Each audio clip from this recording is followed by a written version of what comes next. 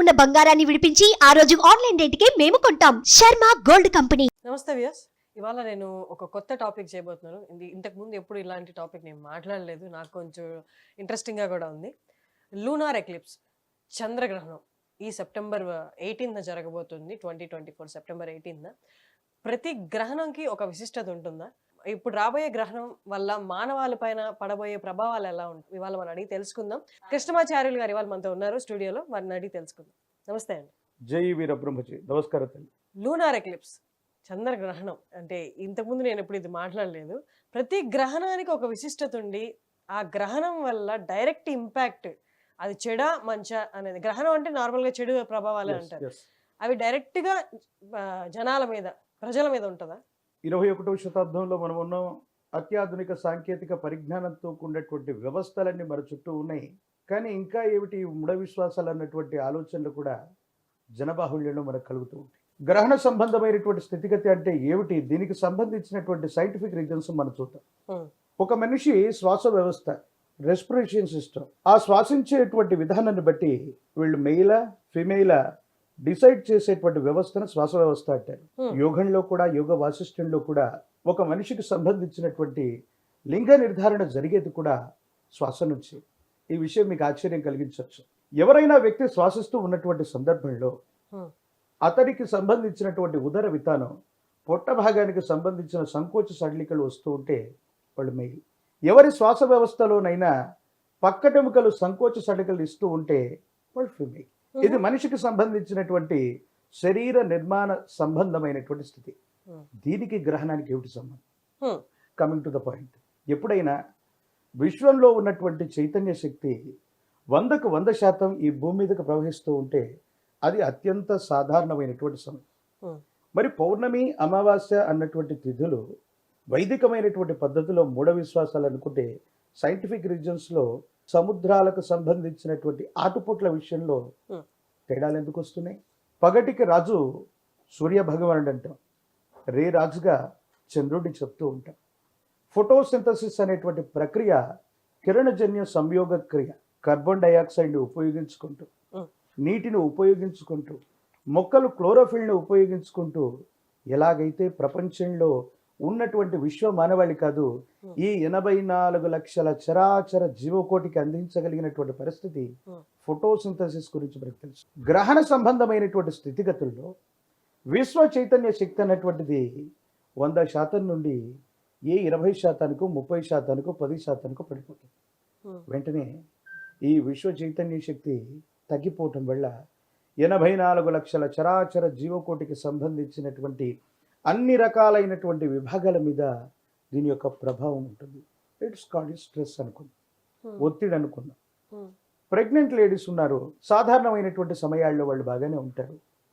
వాళ్ళకు సంబంధించిన ఆహారం, వాళ్ళకు సంబంధించినటువంటి శ్వాస వ్యవస్థ, వాళ్ళకు సంబంధించినటువంటి అనాటమీ, శరీరంలో జరుగుతున్నటువంటి జీవక్రియలు వాళ్ళ గర్భస్థ శిశువు మీద పడుతూ ఉంటాయి. గ్రహణ ముర్రి అనేటువంటి విషయాన్ని మీరు చూస్తుంటారు. అవును, ఎందుకని సార్ అది ఎలా సైంటిఫిక్ ఎలా పాసిబుల్? అంటే చాలా మంది బయటకు వచ్చి ప్రూవ్ కూడా చేశారు గ్రహణం వల్ల ఏం అవ్వదు అన్నట్టు. సాధారణంగా ఏర్పడేటువంటి అన్ని గ్రహణాల వల్ల ఏమీ జరగకపోవచ్చు, కానీ ఓజోను పొర క్షీణించిందని, ఆల్ట్రావైలెట్ కిరణాలన్నీ భూమి మీద నిట్ట నిలువుగా పడుతున్నాయని, క్లోరోఫోరో కార్బన్స్ అన్ని ఎక్కువయ్యాయని సైంటిఫిక్ రీజన్స్ తో ఎలా చెప్పగలుగుతున్నాం మనం? అవి నిట్ట నిలువుగా భూమి మీదకి రావటం వల్ల విశ్వ మానవాళికి ఇబ్బంది ఉందని మనమే చెప్తున్నాం కదా, డిటెక్ట్ చేస్తున్నారు. చెప్తున్నాం కదా. మరి అదే సైంటిఫిక్ రీజన్స్ తో గ్రహణ సంబంధమైనటువంటి సందర్భంలో విశ్వ చైతన్య శక్తి తక్కువగా ఉన్నటువంటి సందర్భంలో జీవన క్రియల మీద, మనం తీసుకునేటువంటి శ్వాసక్రియ దగ్గర నుంచి ప్రతి పనిలో కూడా మనం చేయాల్సినటువంటి పని ఎక్కువ అయిపోవటం వల్ల ఒత్తిడి అవుతుంది.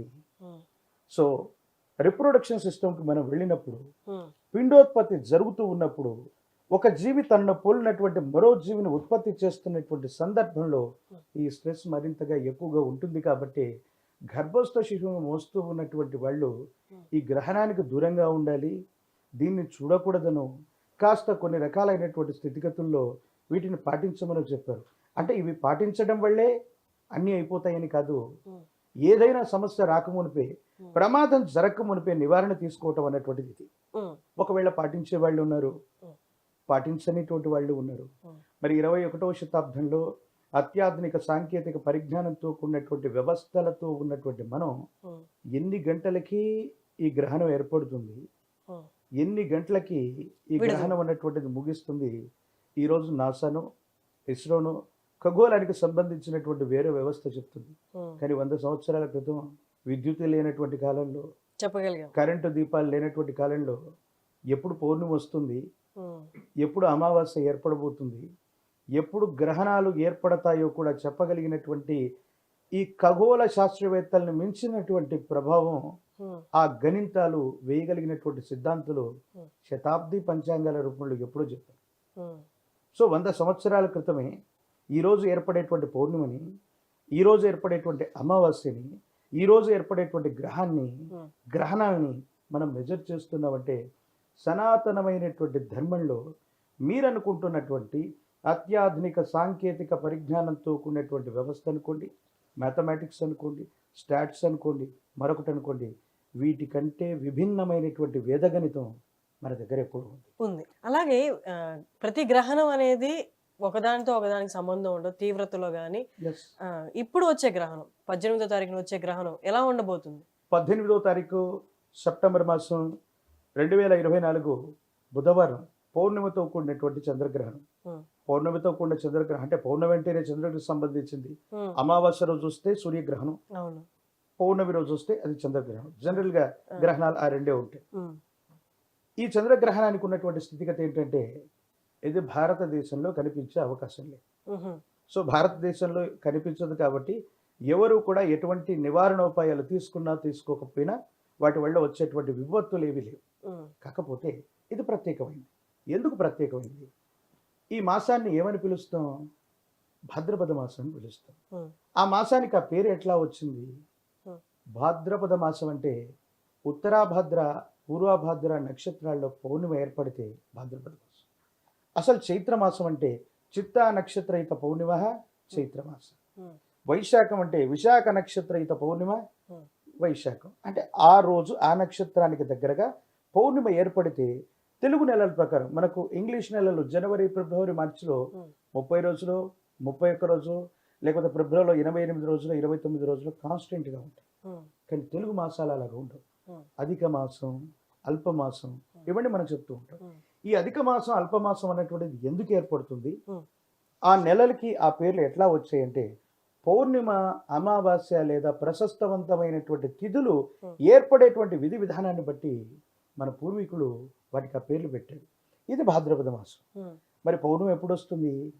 ఉత్తరాభాద్ర పూర్వభాద్రతో కూడినటువంటి నక్షత్రాలకు దగ్గరగా పౌర్ణమి వస్తుంది. సరిగ్గా ఈ భాద్రపద మాసం ఈ పౌర్ణిమ నుండి రాబోయే 15 రోజుల్ని మహాలయ పక్షాలు అంటారు. గతించిపోయినటువంటి పితృదేవతలు. మీ పేరు ఏమిటి అంటే మీరేం చెప్తారు? ఫర్ ఎగ్జాంపుల్ మీ పూర్తి పేరు చెప్పండి. హర్షిని కోడూరు. ఆ కోడూరు అన్నటువంటిది మీ ఇంటి పేరు. అది మీకు ఎలా వచ్చింది?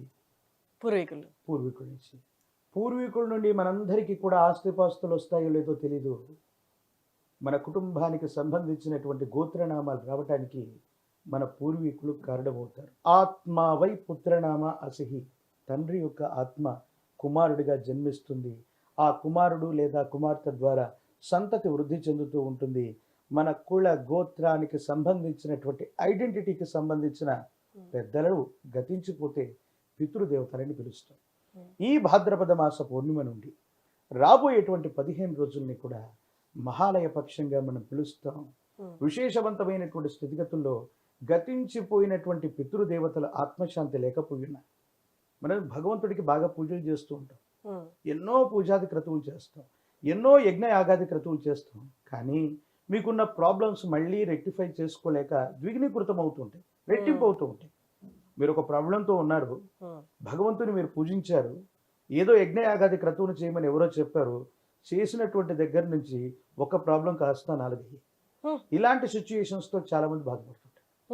భగవంతుని పూజించటం వల్ల, భగవంతుని పూజించకపోవడం వల్ల వాళ్ళు పగబట్టు, వాళ్ళు అనేక రకాలైనటువంటి పరిస్థితుల్లో మన మీద ఆ ప్రభావాన్ని చూపెట్టరు.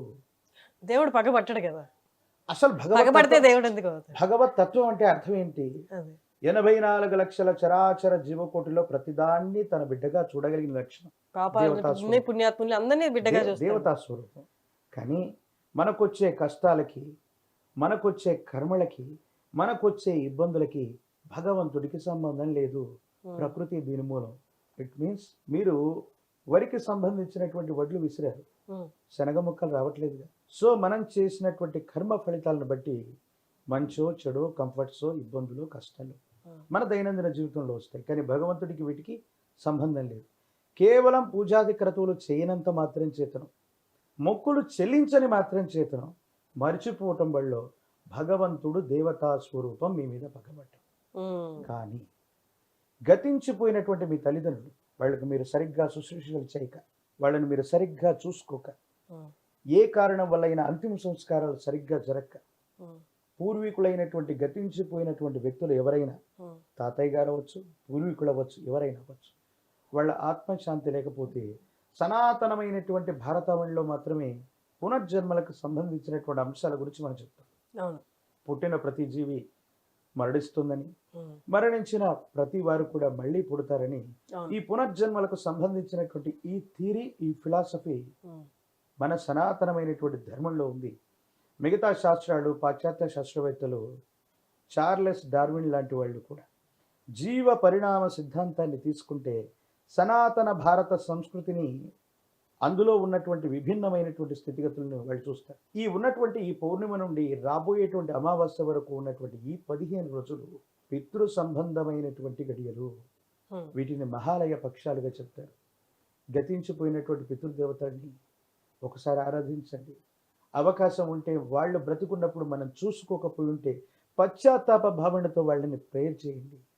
మీ దైనందిన జీవితంలో సానుకూలవంతమైనటువంటి ఫలితాలు వస్తాయి. 3-4 పదుల వయసు వచ్చినా జీవితంలో ఇంకా స్థిరపడకపోవటం, ఉద్యోగం రాకపోవటం, కళ్యాణం జరగకపోవటం, సంతతి లభించకపోవటం, ఒకవేళ లభించినా వాళ్ళు ప్రయోజకులుగా మారకపోవటం, ఆర్థికపరమైనటువంటి అంశాల్లో ఏ ఒక్క వ్యక్తికి రుణగ్రస్తుడిగా ఉండకూడని జీవన విధానంలో ఉండాలనుకోవటం, ఎన్ని ప్రయత్నాలు చేస్తున్నా మీ పనులు ఏవీ సఫలీకృతం కావట్లేదంటే మీ కుటుంబానికి సంబంధించి, మీ గోత్రనామాలకు సంబంధించి మూలమై ఉన్నటువంటి వ్యక్తుల యొక్క స్థితిగతుల్లో ఆత్మశాంతి లేకపోవటం. మనం అనుకుంటాం, మరి మా కుటుంబ సభ్యులు చాలా మంది ఉన్నారు, మరి నాకెందుకు ఇలాంటి కష్టాలు వస్తున్నాయి?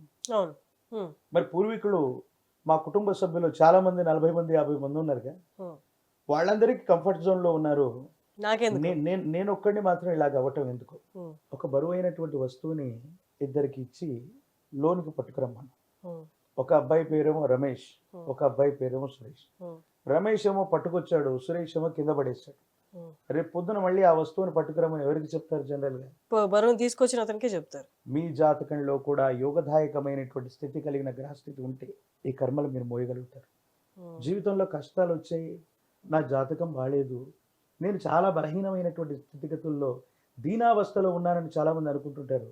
లేదు, మీ గ్రహగతులు బాగుండి మోయగలిగినటువంటి సామర్థ్యం ఉంది కాబట్టి ఎవరికి రాని కష్టం మీకు వచ్చింది.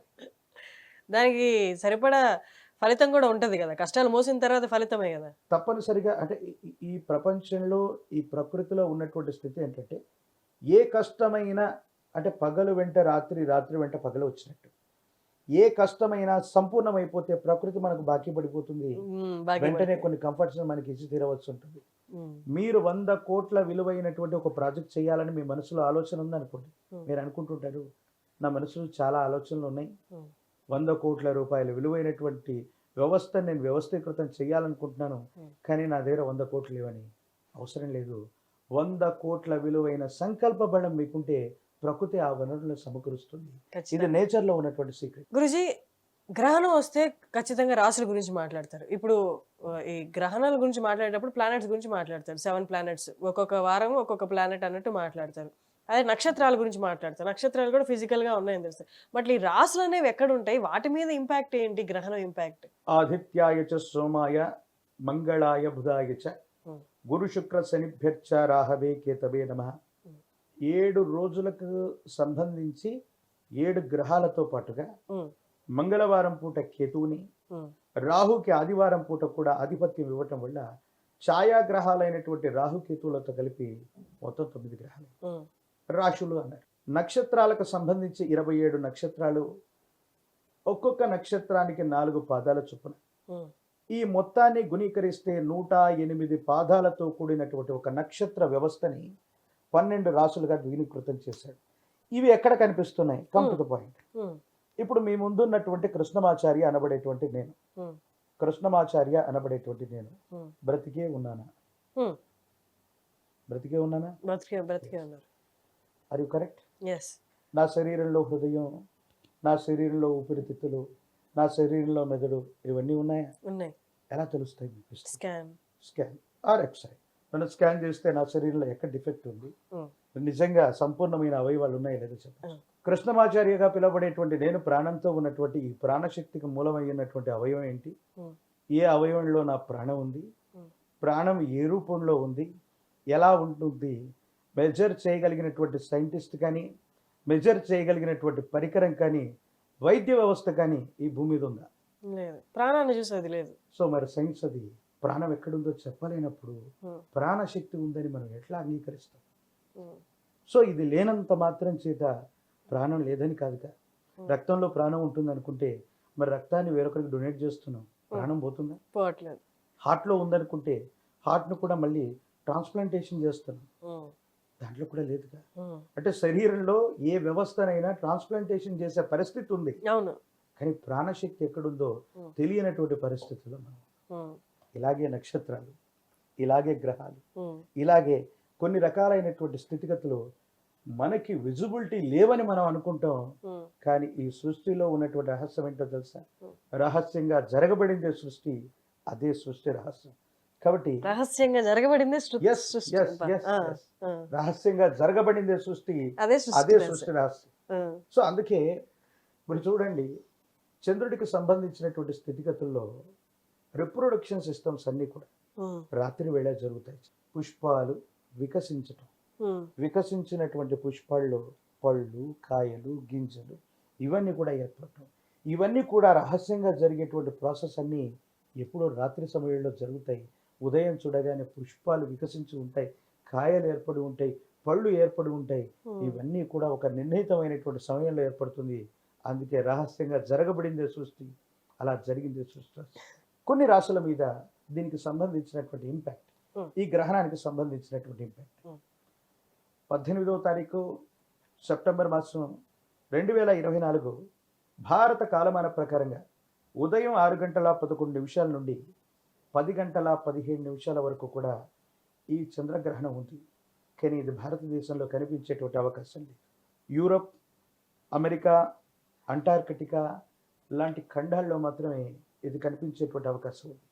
ప్రత్యేకించి ఆ రోజు పూర్వభద్ర, ఉత్తరాభద్ర నక్షత్రాలు, అటు ఫారెన్లో తీసుకున్న, ఇండియాలో తీసుకున్న ఈ నక్షత్రాల్లోనే పౌర్ణమి వస్తుంది, ఆ నక్షత్రాల్లోనే ఏర్పడుతూ ఉంది. కాబట్టి మీనరాశి వారు ఖచ్చితంగా కొన్ని విషయాల్లో దాన్ని జన్మస్థానం, లగ్నస్థానం, తనుస్థానం అంటారు. కాబట్టి ఆరోగ్యపరమైనటువంటి అంశాలలో ఏవైనా ఇబ్బంది వచ్చేటువంటి అవకాశం ఉంది. కాబట్టి ఏవైనా ప్రొడిక్షన్స్ తీసుకోవటం మంచిది. కుంభరాశి, మీనరాశి, మేషరాశి, మిథునం, కర్కాటకం, కన్య, వృశ్చిక రాశుల వారికి ఈ గ్రహణానికి సంబంధించినటువంటి విషయాల్లో గోచారవశాత్తు ఉన్నటువంటి పరిస్థితుల్లో కొన్ని మార్పులు ఏర్పడవచ్చు, కానీ అవి పూర్తిగా నెగిటివ్ అవుతాయని కాదు. కానీ దీని యొక్క ప్రభావం కొంతవరకు ఉంటుంది.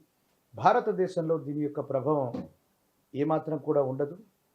సో ఈ గ్రహణానికి సంబంధించినటువంటి స్థితిగతుల్లో మనం ఎలాంటి చర్యలు చేపట్టవలసిన అవసరం లేదు.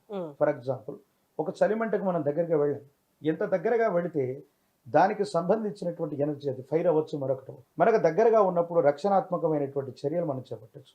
మనం టీవీలో చూస్తున్నాం చలిమంటని, దాని ఇంపాక్ట్ మన మీద ఉండేటువంటి, సో ఎక్కడో ఖండాంతరాల మీద దాని యొక్క ప్రభావం ఉంది. భారతదేశంలో ఉన్నటువంటి పురజనుల మీద, మన మీద దీని యొక్క ప్రభావం అనేటువంటిది పూర్తిగా లేదు. వదంతుల్ని, మూఢ విశ్వాసాలని, వీటిని కూడా మీరు నమ్మాల్సినటువంటి అవసరం లేదు. ఎందుకంటే 400 సంవత్సరాల క్రితం విశ్వభవితని చెప్పిన కాలజ్ఞాని వీరబ్రహ్మేంద్ర స్వాముల వారు సమాజంలో ఉన్నటువంటి మూఢ విశ్వాసాలు త్యజింపచేసి జ్ఞానాన్ని సముపార్జింపజేసి ఏది జ్ఞానం, ఏది విజ్ఞానం చెప్పారు. సో గురుదేవుల యొక్క శిష్య పరివారంగా మేము వీటిని జనబాహుళ్యంలోకి తీసుకెళ్లేటువంటి ప్రయత్నం చేస్తాం. చాలా చక్కగా వివరించారు, చాలా గొప్పగా వివరించారు. Thank you so much. జై వీరబ్రహ్మ, జై గోవింద బాంబే.